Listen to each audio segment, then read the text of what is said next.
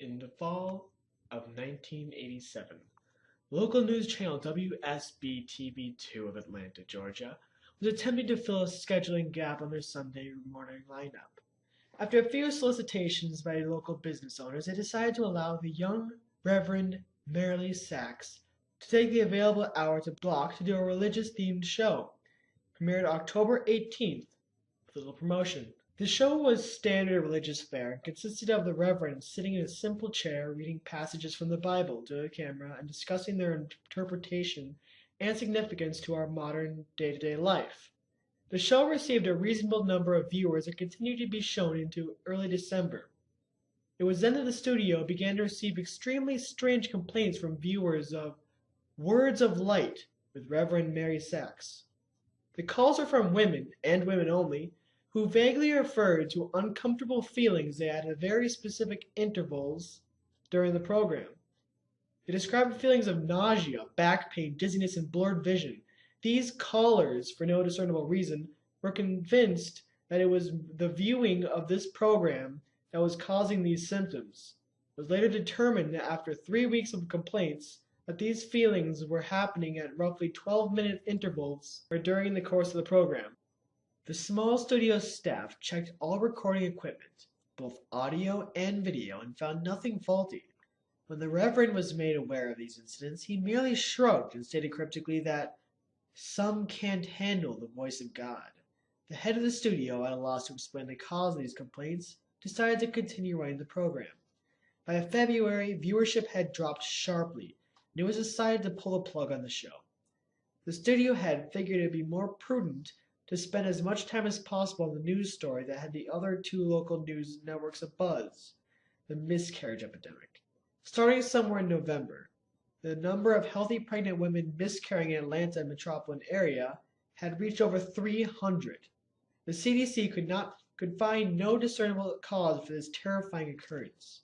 The Reverend took the show's cancellation with what can only be described as abject indifference. When informed, he made no protest, merely nodded almost knowingly. He left the studio after the last episode was filmed, without so much as a word, and dropped off the face of the earth. No one ever heard of him again, not his former congregation or any member of the church. The studio moved on, filling the slot with an infomercial and continued to concentrate on the miscarriage story. A year and a half later, an intern at WSB Studios discovered the tapes of The Words of Light and began going through them in an attempt to find stock footage for an upcoming piece the station was doing on the impact religion had on the city. The Atlanta incident, as a miscarriage epidemic became known as in medical journals, petered out 3 months after the studio canceled Reverend Sachs' show, and already begun to fade from the public's conscience. After the intern went through the tapes, he accidentally made a disturbing discovery about the footage.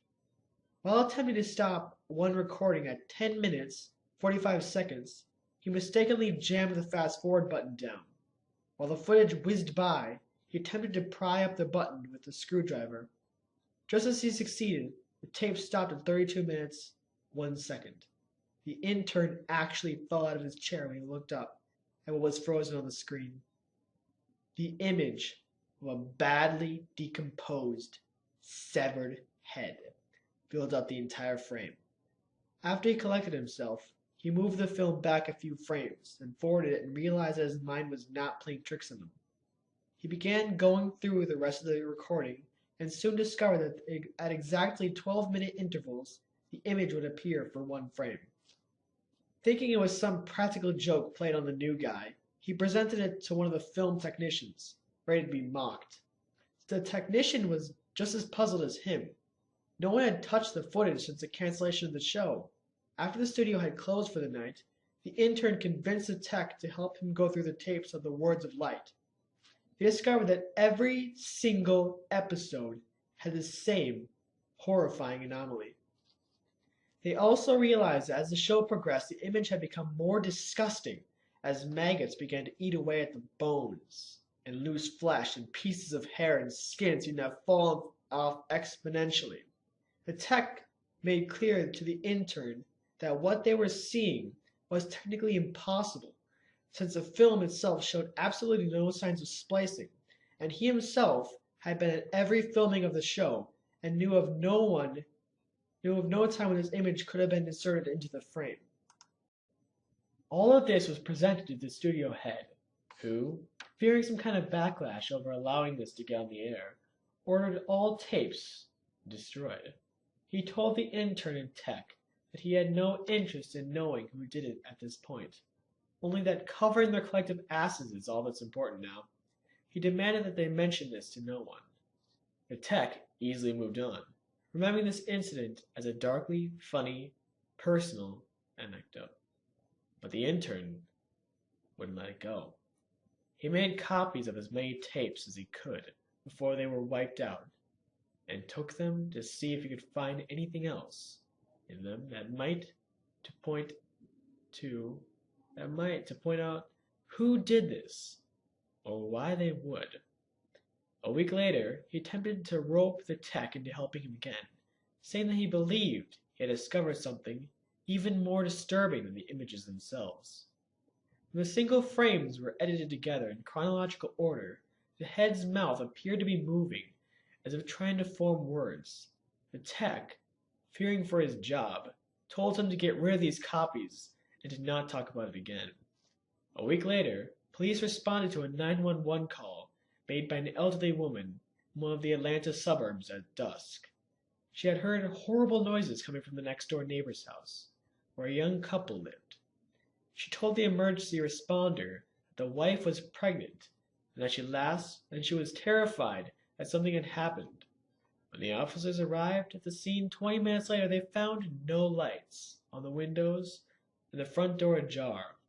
They moved in slowly and made their way to the living room. Inside, they found a young woman, dead, with her abdomen slashed open. The wound was jagged, and a trail of blood led from the body to the couch on the far end of the room. There sat her husband, the studio intern, naked, the corpse of his unborn child at his feet, dying. In his hand he held the rusty piece of metal, citing that he had used to gut his pregnant wife. The television was on, and playing an 18-second loop of silent footage of a decomposing head mouthing some unintelligible words. The story at the police precinct to this day goes that the intern kept saying under his breath over and over again as I led him away, "The light of God calls them."